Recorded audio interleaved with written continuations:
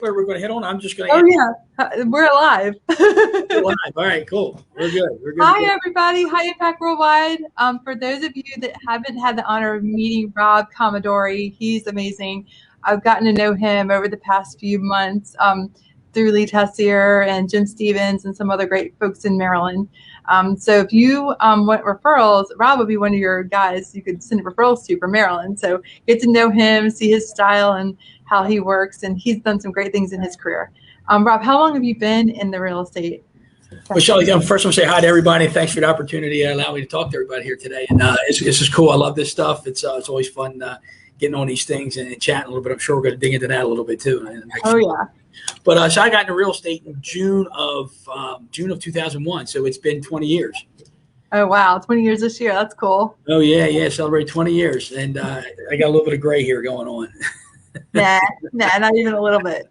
And so last year you had a stellar year. You did around $37 million in production as an individual agent, right? Or you have a small team? Small team, yeah. So I can't take all the credit, but now we did the team. Have admin help that's incredible, and we have a few agents on the team that doing a good job. So we're doing all right. We can do better. We can certainly do better, and we're looking to improve on that this year. But we had a very great. It was our best year. That's awesome. That's awesome. And so I whenever we give everybody a little bit of like credibility about who you are and the production and how long you've been. What companies were you with prior to EXP, if you don't mind sharing? Oh no, not at all. Gosh, I started with Long and Foster way back in 2001.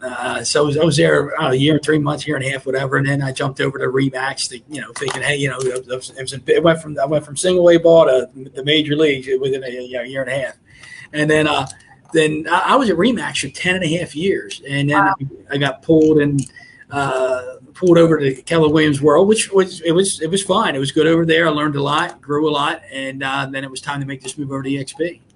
So what was the thing that really made you, what was it that made you look at, because you were happy at KW, if I remember correctly. Yeah, I mean, I wasn't kicking my heels and jumping for joy and shouting from the rooftops, but I wasn't unhappy. But I just felt like I needed to change, and that was part of it. But there was also I don't know if we want to dig into that, but it was also the attraction of the opportunity here that I didn't see there. Now, one's got profit share, one's got revenue share, and then they got the stock thing going on. And again, it's up to you. You leave that call there if you want me to dig into it. We can talk about different things. I mean, because I just want them to get to know you. Yeah. You have a lot to offer.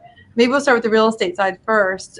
Sure. So you also, for those of you who don't know, Rob is an accomplished author, and he also runs a podcast called CHISELED.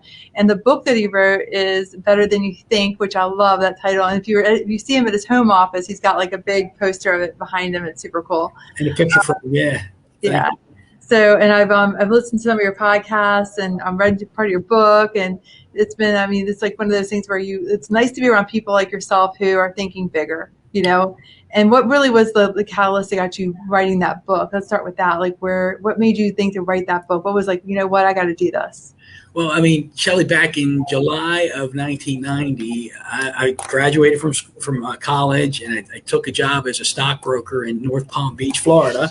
And where big money was there, right? I was a 22-year-old kid graduating college, and you see what's out there. So I took a job as a stockbroker, and it was July of 90. I remember it like it was yesterday. I walked into the office one morning, and this guy had a book on his desk right next to me, the cubicle right next to me.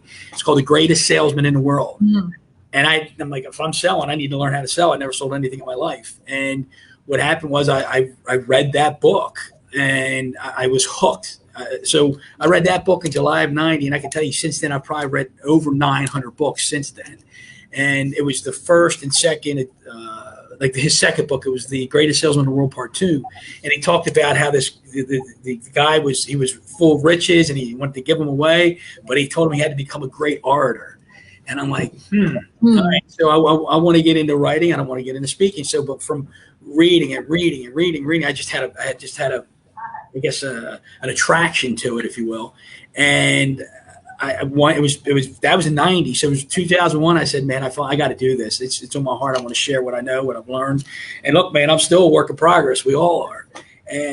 But I didn't think I was good enough. I didn't think I was smart enough. I didn't think anybody would want to read my stuff. They call it the whole the imposter syndrome. Oh yeah. And so it was, but I just wanted to share and the idea behind it. So, well, let me say this: I wrote one chapter in '05, and I put it down because I didn't think I was good enough. I wrote one chapter in '09, and I put it down because I didn't think I was good enough. And I wrote two chapters in 2014, and I'm like, I just didn't. I was like, okay, who you kidding? What are you trying to prove here? And it wasn't until December of 2016, Shelley, that I have a little mastermind group. It was four of us. And I'd been telling them for 4 years I was going to do it. And one of the guys says, we talk about wins and losses, and I hadn't done the book yet. And he says, Rob, you're either lying to us or you're full of crap. And that was the impetus right there. I said, I got to commit to this and I got to do it. So then 6 months later, I had the rough manuscript put together. That's awesome. So was that like that whole, isn't it funny how like we evolve through our on ourselves? I mean, it's not really an outside influence. It's really an internal influence that really helps us evolve. And then the outside people that we feel we owe it to, like the guy that said that to you and called you out on your own stuff, right? I mean, and he wasn't that nice. I was nice the way I said it. But it made you really, now you wrote it. Now you probably, how do you feel about that guy who actually pushed you? Because there's people in our lives that push us, right? At times, and it doesn't feel good sometimes. So sometimes we don't see in ourselves what others see in us. Mm-hmm. And now you got to be careful there because somebody might say, well, you got all the talent in the world. You should be this and you should be that. And that might not be the answer. But if there's something inside of you that others are seeing that you're not seeing yourself, it's a good thing for other people to make you aware of that. And when he called me out, I felt like, okay, I got my friends calling me a liar and I didn't like that. But I knew I had it in me, and I just knew I had to. It's something that was on my heart for a long time. It's something I want to share. And it's like, you have this stuff, this knowledge, or this awareness. I just want everybody to have the same thing that I have. It's like if you're given a gift, you share it. That's how I think. Yeah, and you've also, I know that you enjoy public speaking now too. Yeah, I do. And it's. I was going to be self-deprecating. There's not too many mics I don't like, but anyway, years ago, when I was reading this stuff, I remember I told you that second book I read talked about being a good orator, and I did a presentation and I sent a video copy of it. It was a VHS, by the way, to Brian Buffini. I sent it to Brian Buffini, and I said, Brian, I said, because I saw him at the seminars, and I said, Brian, just give me your honest opinion, what do you think? And he says join Toastmasters. Oh. And there was two ways I could take that. Either, Rob, you're that bad and you need a lot of help, or you got a shot. And so I went to Toastmasters. I got involved in Toastmasters. I've been a part of Toastmasters for about 20 years now. And for those who don't know, Toastmasters is like a public speaking forum. It's a place to go to learn to be a better public speaker and, by the way, a better listener. So I got into that, and then the speaking's led to some other things, as you know.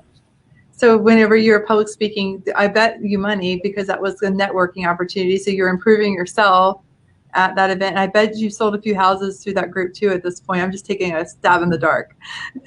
Well, it's funny about what you say. Like I would do some presentations, and I would do them for free, and they really weren't free because almost at every presentation I would do, one person would say, hey, I connected with you. I'm looking to sell a house. Can you help me? I'm looking to buy a house. And so then I really did get paid, right? Yeah. Isn't that crazy how we put ourselves out there, get uncomfortable, they'll do something that's like obviously for that, there was almost a 10-year period, where you were wanting to do something and eventually did it. And then look at how much, where you've gone from there. It just kind of comes back to you. We're supposed to be bigger than we are, right? We're supposed to live bigger than we are. And I don't mean that in an arrogant way. I mean that we're given so many gifts, and you look at some people that are out that are handicapped or have been, and they're more athletic, or they ski down a bigger slope than we do, or they're more tenacious about what they're doing than we are. And it's you really have to take a mirror and look at yourself and go, hey, you have gifts you were given. If you don't use them, shame on you, right? Mm-hmm. You're making me go down this spiritual religious path. If you don't mind, you're talking. I don't mind at all. It's called the parable of the talents. Have you ever heard of that? No, I have not heard that. So I'll be as brief as I could be here. So there's in the Old Testament times, there's this ruler or king, whatever, and he's going, let's just put it this way. He goes away and he has 3 servants. And the first servant, he gives to him 5 talents. And he says, when I come back, tell me what you did with the talents. And back then, talent was a form of currency. Mm-hmm. So then the second servant comes up and he gives him 3 talents. And says, here's 3 talents. When I come back, let me know what you did with them. And the third servant, he gives 1 talent. So he goes away, he comes back, and he has his entourage bring in each servant one at a time. And the one he brings in the first servant who he gave 5 talents to, and he said, what did you do with the 5 talents I gave you? He said, I turned them into 10. So the king says, well done, my good and faithful servant. Okay, so then he goes out the door, he brings the guy in who he gave 3 talents to. What did you do with your 3? He goes, master, I turned them into 6. He says, well done, my good and faithful servant. And then he says, brings the last guy in, and he says, what'd you do with the 1 talent I gave you? And he says, in fear of losing it, I buried it. In fear of losing it and you being a mean, or you facing your chastisement, or whatever, I buried it. And then the king says, take the talent from the one who buried it and give it to the one who has 10.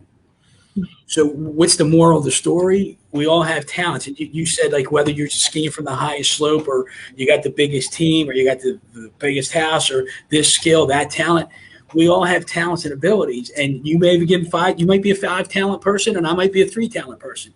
What are you doing with your 5? What am I doing with my 3? But the one who does nothing with them is the one that's going to lose them. That's what we don't want to do. So I think was that pretty. Yeah, that's right on where I was thinking with that, because it is so true. I've done it in my life where there's periods of time where I retract into myself, and maybe because I'm goofy, or I don't speak as fluently as I'd like to, or I'm not a public speaker, and all those things that we have inside. But if we don't, we can't help as more people. That's been my biggest, okay, if I can do better at this, I can help more people, and that's really, you have to find that thing in you that makes you want to do better. It makes you tick, right? Yeah. It's like the whole tuning fork thing. You take the tuning fork and you hit it, it goes, it's that humming in your heart. What do you find that makes your heart hum like that? And then you go for it. Yeah, it's fun. And then you get surrounded by people like you and so many other great people in this organization that makes you want to be better, because you see them, and we're all pouring into each other and pulling those things out, to make ourselves better. And you guys are a great example. I mean, like, for instance, you have a huge team. Lee has a huge team, and I want to get better. So I want to learn from you. I want to learn from you. I want to learn from Lee, so we can get better, and we can get. And I shouldn't say we're bigger, but we want to be better, which is going to improve sales and make us bigger.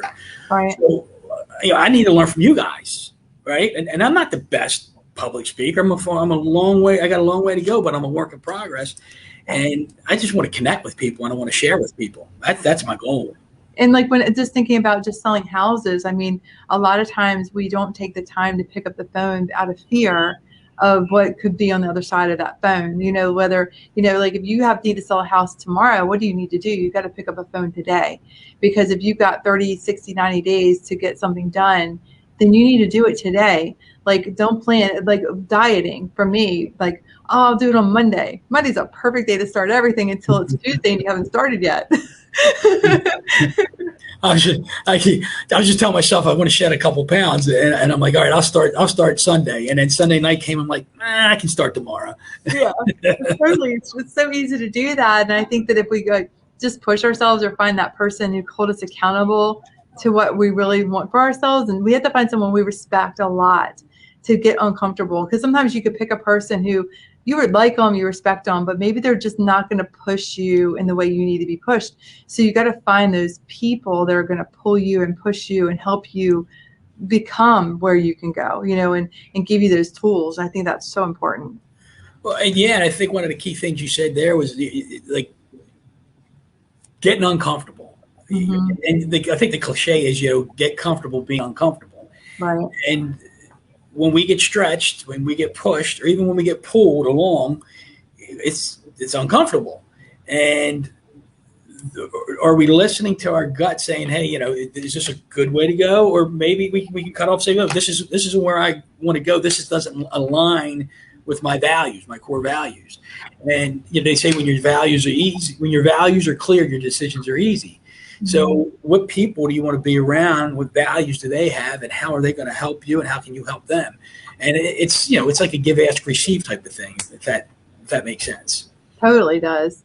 It's like we're all going to be in Tony Robbins next week in Dallas, which is going to be amazing. I'm so excited. Are you excited? I'm fired up. So we're not walking on fire next week, but you know. No.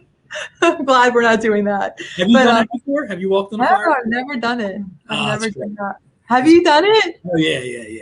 Oh wow. Yeah, we were Tony Robbins event. I guess it was about, I don't know, 6-7 years ago up in New Jersey, and it was snowing, and it was a 4-day event that we went to, and the first day is when the night you walk on the fire. But that's a cool one. It's a highlight, and say, hey, I walked on the fire. But the third night of that event is just extraordinary. I mean, it'll blow your mind. And really? If you ever get a chance to go to his 4-day event, it's powerful. I'm excited for next week. I can't even believe it's finally here. We got postponed because of COVID. Now we get to go. I mean, it's such. I mean, Brent's doing all that for everybody. I think that's amazing. It's gonna be amazing next week. But as far as like what Tony says, you know, proximity is everything, and it is so true. You know, those people who we spend the most amount of time with shape who we are for tomorrow. And if we allow like toxic things in our life or people who bring us down or make us feel bad about ourselves, that doesn't empower the best of our ability to be better. So if we can find people who push us, make us a little uncomfortable. Sometimes I've pushed people before because I believe in them so much that I think I push them too much. And then I'm like, and then I would feel bad. And then like a week later, they're like, you know, like I could see them like that turn, that little bit of turn in myself too. People push me and I'm like, oh, that's uncomfortable. I don't like that. Yeah. Yeah. But it's good to recognize that too, right? Yeah. Just the idea that you recognize that it's a cool journey. As you're talking, I'm thinking like, you know, we're the average of the 5 people we hang around with. Jim Rohn, I think that's a quote from Jim. And you got to be careful who you're aligning yourself with. However, you know, you're not going to disregard your kids or your spouse or your partner. You're not going to do that. But you know, those people you're closest with or hang out with the most are going to have a huge influence on you. And we just need to make sure we're all aligned together. Because I was telling my son, he's preparing or training for an Ironman triathlon. He's 21 years old, man. He's going to be 22 when he runs.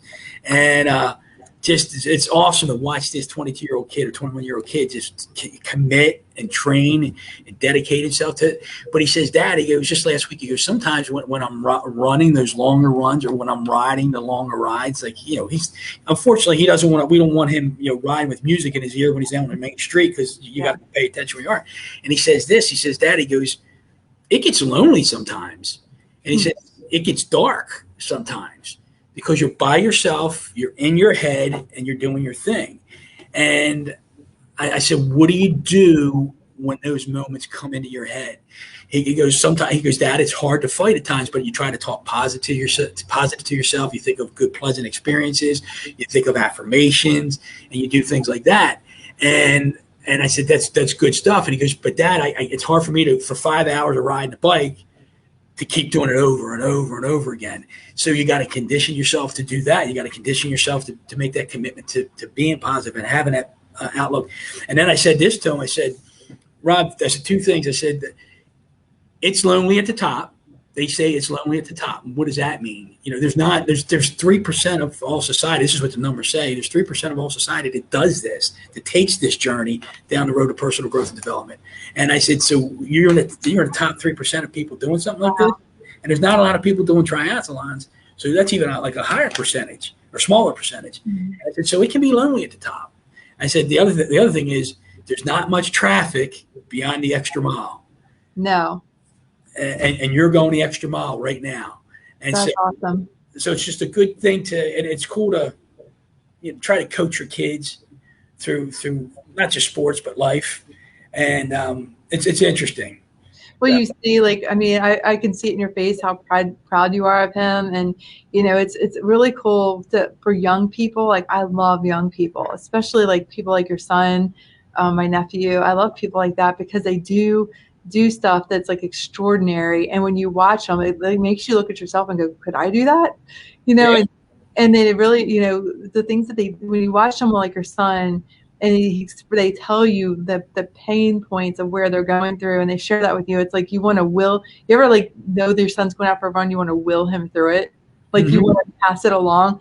I think that's like amazing. Like when you're trying to, and you're just like, you want to will them into that. And young people are amazing. I just think that it's fascinating to watch, like to see where they have available someone like with a mentor like you who's read since 1990 all the books you read, like the Jim Rohn. Jim Rohn's amazing. All that stuff is still completely relevant today because we're all people. Yeah. People. Like the technology will never change that. You're right. You're right. And Shelley, if I could keep going, you made me think of something else. Like 2 weeks ago, my daughter and I jumped out of an airplane at 10,000 feet. Oh yeah, I saw that. Were you guys in? Were you in Ocean City? Berlin, yeah, Ocean City. And Okay. I did it with my son 3 years ago. And yeah, it's great. And it's a rush, and it's like it's an awesome experience. But I had suggested it to her, like when Robbie did it 3 years ago. I said, when you're 18, you're going to do it, right? And I didn't push on it much since then. And then she said to me, she goes, "We're going to jump out of an airplane this year, and if you're ready, I'm ready." And I didn't want to keep hammering it because you can get anxious and nervous up until the event, maybe back out. And I didn't want to say anything to her. So she said, I'm nervous, I'm excited, I'm nervous, I'm excited. And so we got in the plane, we jumped out of the plane, and when we land, I said, "Amanda, do you have any fears?" She goes, "Yeah." I said, "What are some of the fears?" And she worries about what people think of her sometimes. And I said, "Well, number one, that those people really don't care as much as you think they do. It's something in your own head." I said, "But if you have a fear, and you say you have a fear of shooting a ball in front of a bunch of people, you just jumped out of a plane from 10,000 feet. You just faced death from 10,000 feet. There's no reason to be afraid of that anymore." Right. So I just wanted her to be able to face those fears and say, "I jumped out of a plane. I can face anything now." It really does. That's amazing. Yeah. Like I remember just saying that. I saw the post. I was like, "That's so cool that you're doing that together." It's more than just the action of doing it. It's the actual like you said, based in the fear. That's what makes it so exciting and it's that memory you built together that's like cemented inside of you. There's something, I don't remember where I read this, but when you do something that is fear, that creates fear in you with someone you love, it's a memory that will be cemented in you forever. It's something you just reflect on. It's never the good times on the trip that you remember. It's always like crazy stuff that happens and you're like laughing about later. At the time, it's not funny, but it's like the same thing with like transactions with clients. I mean, I think about that. They're running into things that when they go into a transaction to buy a home with their family, where they're taking a lot of risk in their eyes. And there's a lot of things that come up in that transaction that, creates fear, whether the wife doesn't know if the school is going to be good for the kids, or the husband's like, "My job, is it going to be," there's things there's, I don't care. People can look like they're stoic, but they have fear when they're making a move, but we help so many people do. But here's the thing, when things are perfectly smooth during that transaction, "Oh, it was a good transaction. Thanks so much, Rob. You're an awesome agent." When things hit the fan and Rob's there to catch the ball and do a curveball to make it happen, like throw that curveball, that's when they go, "Oh my gosh, Rob's my guy. I will never use another realtor." Like that's when our value really comes out. And, and it's funny, everything we do, if there's a little bit of turbulence in it, it's actually better than when it's perfectly great. It's key. And I think the key to what you just said is embracing that, embracing it. Right. And so, yeah, we like every single transaction to go smooth. Yes, we would. Right. But if we get the opportunity with adversity to be the man or be the woman, then that's going to make us shine so much better. And it gives us an opportunity to show who we really are, and like the giving personalities that we have, how we want to help and how we can help like negotiate or navigate through all these rough waters, if you will. It's huge value. And, like your example of your daughter and what you guys did, I mean, that's just something that if you can do those things with your family and get yourself uncomfortable, you can really prove to yourself you're better than you think, right? Thanks for the plug. It's so true though. I mean, if you can prove that to yourself, because sometimes like last year, and some people probably know, I went hunting with Kevin and we went on a 123-mile horseback, and we were leaving at 3 a.m. with grizzlies and on horses, and I hadn't ridden since I was 24, and we were crossing 10,000-foot mountains on cliffs, and doing all this stuff. And I never shot an animal. I only was going because I really wanted to do it for Kevin. That was really, and I thought horseback riding sounded fun.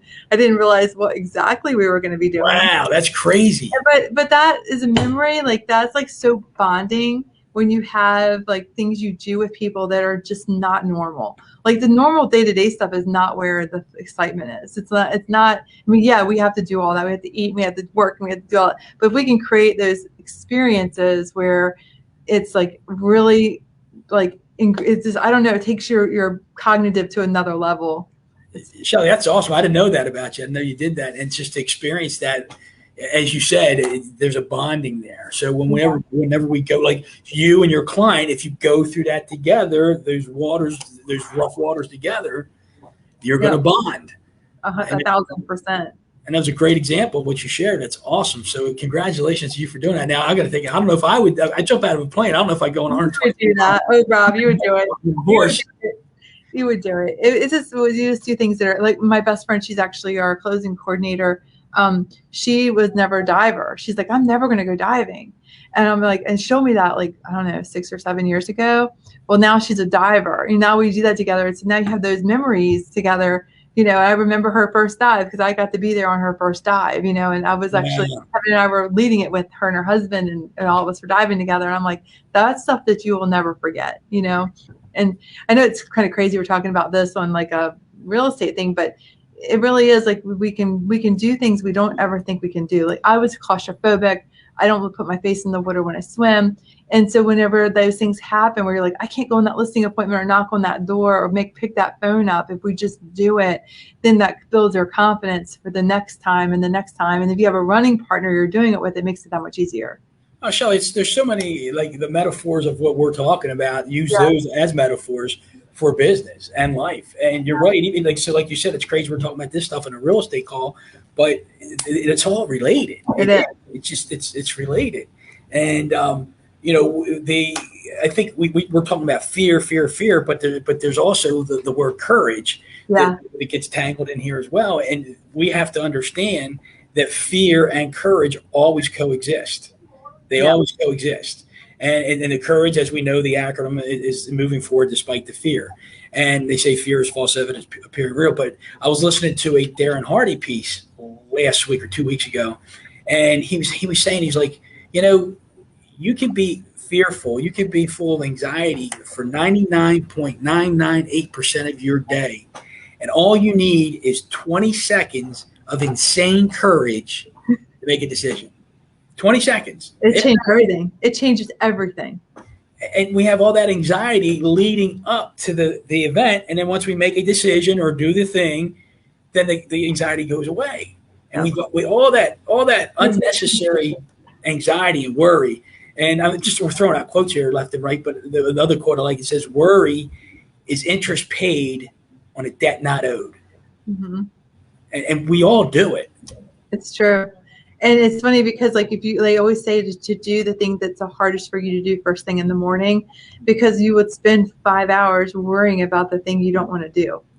Right. You wasted so much energy. I mean, and usually like those tough conversations where you have to tell a client something they don't want to hear, or you have to make that phone call to that person who scares you for some reason, they're usually like so benign. You're like, oh my gosh, I should have done that hours ago. Like, how many times have you done that yourself? I've done it. I do it often. I still do it. You still do it. It's like sometimes you're like the other day I was going to make do some prospecting calls, and John wasn't able to get on the calls with me, and I was like, he's like my safety net for some reason on this stuff, and I was like, I didn't do it. I'm like, and then that evening I felt bad about myself. I was like, Shelley, why didn't you do that? Like, you could do that. You didn't have to have someone holding your hand to do what you're supposed to do.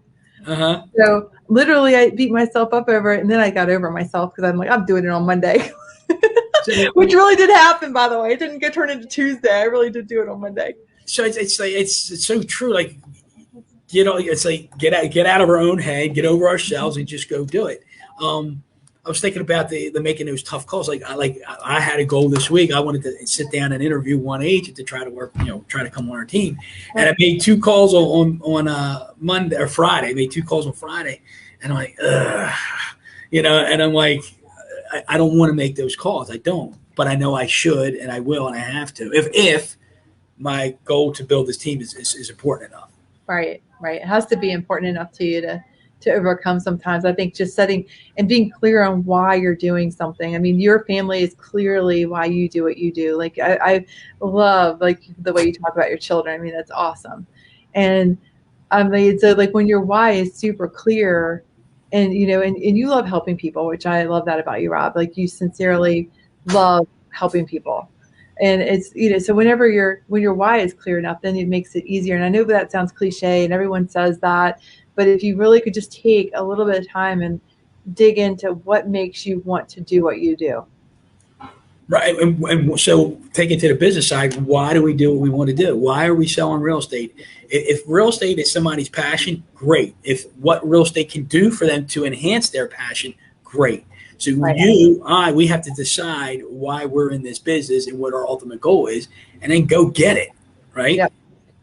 And it So, becomes more fun when you're in that mode. It's not work when you're in that mode of like, you know why you're doing what you're doing. It makes it so much easier to do the things that we don't want to do sometimes. when you know your why. Mm-hmm. Yeah. So how long you been in real estate, Shelley? So 16 or 17 years now. And you have a pretty big team. We do. Craig and I'm really fortunate. My partner, Craig, and I have a team. We have awesome agents on our team. Amazing. Wow. That's great. And so that didn't happen overnight.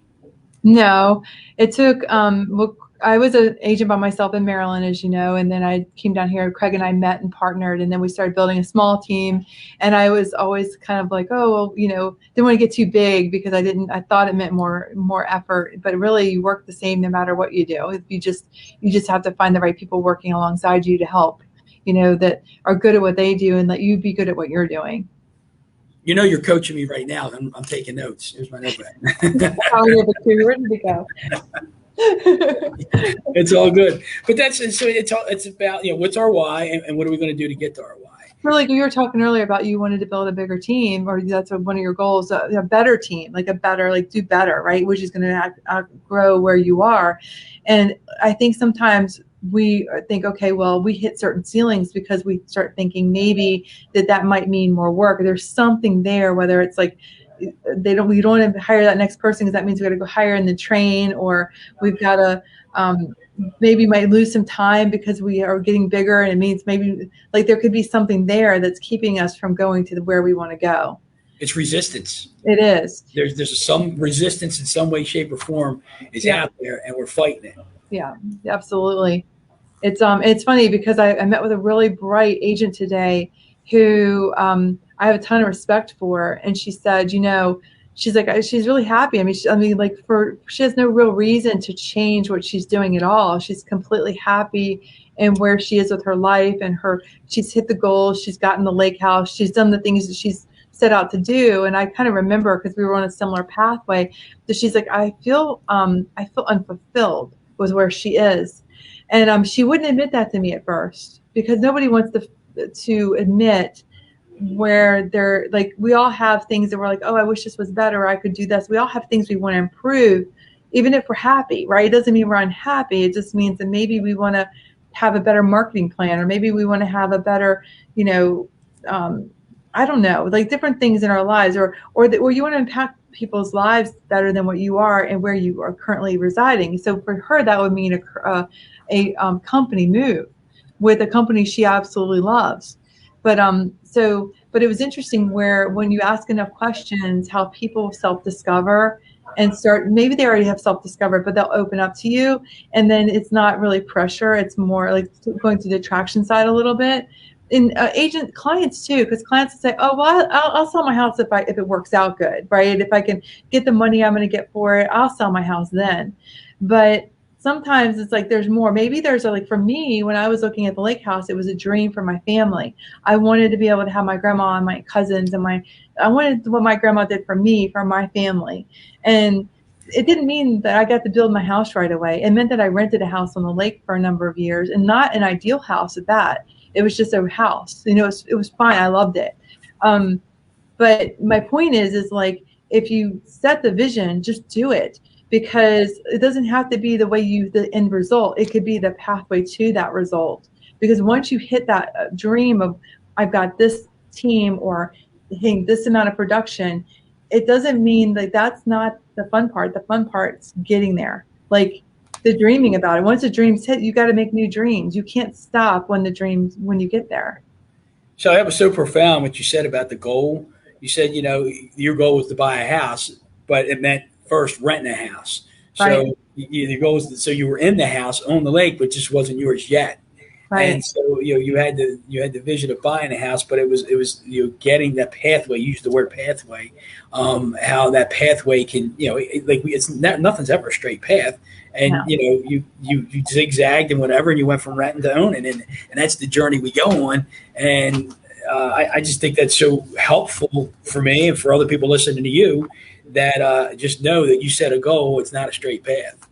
It's definitely not. And it wasn't anything like what I thought it was going to look like, to be honest. I mean, it was really messy at times. And I thought, am I doing the right thing here? But I will never regret it because my grandma's 96 now and she could never enjoy what we had. So time, we can't pretend like we have more time than we do.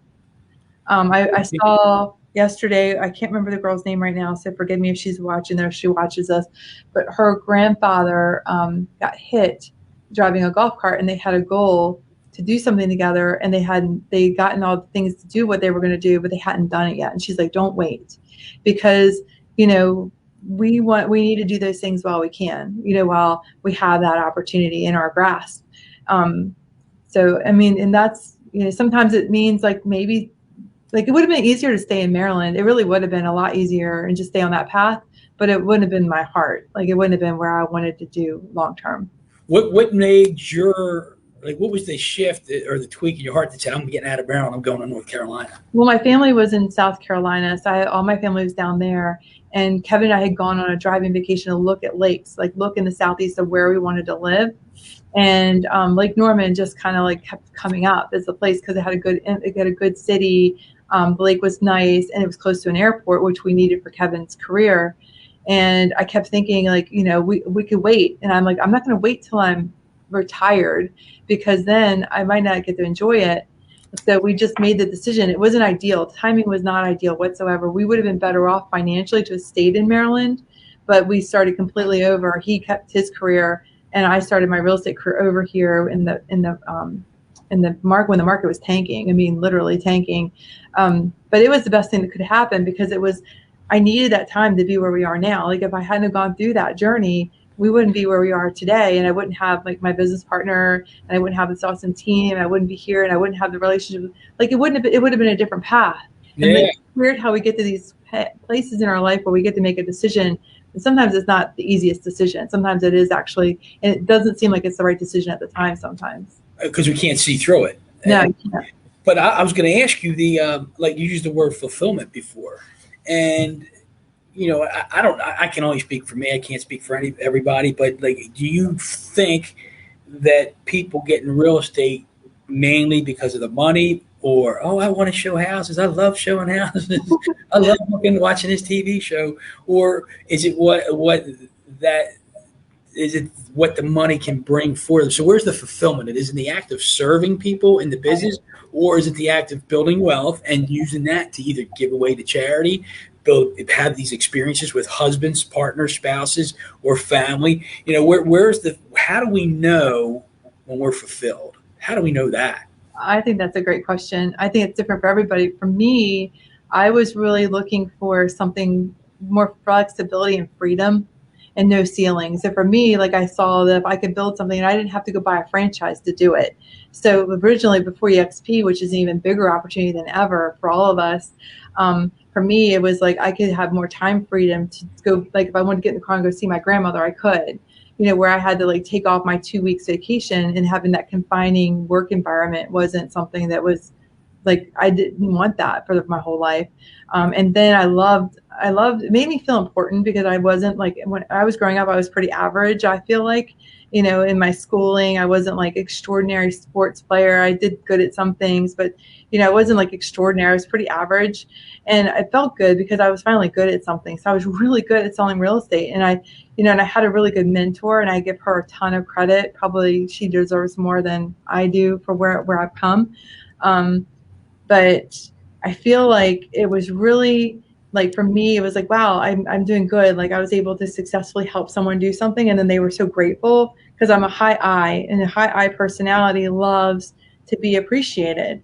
So when you have someone that says you did a great job and your father didn't do that when you're younger, it feels really good. So Yeah. that's kind of like it builds on itself, and then you're like, oh, I can do this, and your confidence. It was really confidence building that got me really excited about real estate. And then then I thought, well, I can do this. I was dual career, and I thought, well, I worked full time. I did nights. I didn't mind. I don't mind working. I like working is okay with me. Like I'm good with that. But I don't want to work. I want to be able to play really hard. Yeah, but when I worked, with that, right? yeah, I'm like, I'm out. Like this week when my family was in, I was like, don't call me, don't text me. You might have even texted me. I might have kind of blown you off, Rob. I'm like, No, I'll get you. I did send a text. You did said people were in. We'll talk on Monday. That's what happened. Yeah. So, It's all but I good. mean, but it's really like just, but then you got to like carve out that time. If you're going to work really hard, then you got to carve out time. Like when they're there, you got to be there with them, you know? So I don't know. I'm sure we're all kind of built the same, and that we just want to have the life we want to have, and we can build it with the right amount of effort. And it doesn't come for free. We either have a time investment or a financial investment into our business. So you can buy your way into a business, or you can invest your time into your business. And I think that's where your payoffs come. Well, you're a perfect example. I mean, you've done great. You've done really well with it, and I'm looking up to you. I want to. Well, I'm like, well, it's so funny you say that, because every time I talk, like I get like joy when I'm like, how much volume did you do? 37 million. That's awesome. Like that makes me happy. Like I love seeing people win in a big way. And you're just got a great heart. And like I'm proud to be associated with people like yourself, where you do great business and you're so respected. And then we look at what we're going to do together, and that like this whole organization, the Impact Worldwide. I mean, that's like we have so much to do together. The whole. I'm excited. I'm excited about this. The opportunity this is going to present, because like I said, I just want to share what I know, and I want to learn. Right. I want to learn along the way. And it's going to be awesome, because like you talked about, I'm doing a plug right here, the chiseled piece. Yeah. We're all work in progress. We are. And we're constantly chiseling away at ourselves to become better, and those close. I love it. Yeah. And that's what that's about. It's about, how are you being chiseled in your life to be the best you can be, or how are you being chiseled in life to come out of that marble into that best version of Shelley Johnson, right? How's that happening? And when is it happening? What are you doing to make that happen? And are you recognizing it when it's happening? So that's cool. It's cool. I mean, I love that this company has given us all an opportunity to build better real estate businesses. And like people like yourself who have done all the reading. I read books too, but probably not to the level you have read. And I certainly don't have a great memory of quotes and everything. But I do, like, I remember the first book I read was Rich Dad, Poor Dad. Okay. I remember where I was laying. I remember my comforter. I remember everything when I started reading that book. I was reading it at night before I went to bed to go to my 9 to 5, not 9 to 5. It was a 7 to 5 or 6 job. It was about a 12-hour day every day. So I remember I would go to bed and I'd be like, Kevin, we did this, we could do that. And it started really getting my wheels turning about my entrepreneurial side, and that maybe there is another pathway. So like reading is so important, and like podcasts are great, but if you can read it and then write notes and like you can bring it into yourself and then apply it, it's not like one thing that's going to hit you. It's a bunch of stuff that's going to hit you. Because you said like reading it and writing notes, like you have Audible now. A lot of people say I don't have time to read, so they listen to it. So I'm a page turning guy. I like those pages. I like highlighting. I like making little notes. And there's and this might not carry as much weight now because of Audible, but there's people who can read and choose not to, and there's people that unfortunately can't read. And the difference between the two is none. There's no difference between the person who chooses not to read and the person who can't read. So if you have the ability to read, go read. And if you don't have the time, go listen to Audible. But you got to listen to stuff over and over again. And we want to be better real estate agents. We want to be better entrepreneurs. We want to be better husbands, wives, partners. We want to be better. At least I do. Yeah. I would think you do, and I would think most of the people listening to this want to be better. So I don't want to be that guy that when I'm in my coffin, I think I said this to you before, and you're giving my eulogy, or somebody's giving my eulogy, and they say, man, it's a shame Rob had all the potential in the world. I don't want that. Right. if you say that, or my wife says that, or somebody says that, I'm waking up from the dead and running up that altar. I'm gonna choke you. So I want to give it everything I got every day, and it's hard. It's very hard, but it's. I want to be out of gas. When my time's up, I want to be out of gas. I want to I want to push my limit of being like the best version of myself that I can be, and just to keep blossoming over and over and over again. And sometimes it's maybe even having a conversation with someone that you don't. Isn't it funny how we perceive what people think about us when really they don't think that at all? It's kind of like what you said about your daughter and how she's. So that person, go say hi to that person who you think may not really care for you or whatever, because probably they just don't know that you care, So it's even those client or that business owner down the street who, they're running their business. Go tell them hey, I noticed you do a great job. You have the best employees, the best staff, because they're the top of their league and they're by themselves. They don't have anybody to give them a book about business or something that highlight some key points in there and give it to them and say, you're a great business owner and I wanted to share this with you. I mean, that's the adding value to someone's life. And we're fortunate in our industry because we have a lot of really good leaders that will, if you open the door, will pour into you. And really the books you've been reading all these years. And if you just look for the opportunity to open those doors, you're going to get more into your life. And that's, you can do that for others too. Give Rob's book better than you think. You can buy some of his books on Amazon and give them out. There you go. Or you can listen to the podcast called Chiseled. Chiseled. Yeah, Chiseled's good too. I like your cover for your Chiseled too. It's great. Yeah, and Shelley, that was a whole spiritual thing, the way that vision came. But I just saw a person that was half chiseled, and because again, the whole I can't think of his name. The Sistine Chapel, Michelangelo. Yeah, he chiseled away at all these different statues or these blocks of marble. And look what came up, and it's a powerful thought to think of what we're capable of. Yeah. We used the word earlier, evolution. So we evolve out of this blob who we were when we were born. And it's just amazing. And the other thing you said earlier, accountable, right? And I think everybody uses the word, hey, it's great to hold each other accountable. Accountability sometimes comes with a negative connotation, like there's a punishment. And there should be consequences. But I learned a word or learned to think of it another way not too long ago. And it's how do you hold people capable? I like that.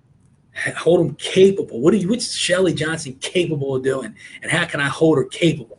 Yeah. That to me, it's more uplifting. Yeah, it is. And because you're capable of so much more, and I love that. So you go get it.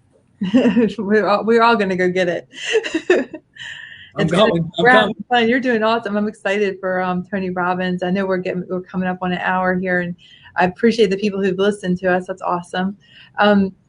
But I love. I want to do this more with you, Rob. I think that you have so much value, and there's so many great people on this in this group that could learn from you and how the business you've built, and our struggles and our wins, and where we're making shifts and changes. I think that between all of us, if we all share what we know, think about how many lives we can make better, and how much further we can all go together. That's what's exciting to me.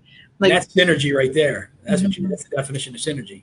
Yeah, we have the best group. I'm so proud of the people in this group, and I see so much capability. And sometimes I give people a hard time. I'm like, oh, and they're like, they probably think I'm giving them a hard time. It's just I know their capability is there, and because I'm not a mom, I probably mom a lot of people.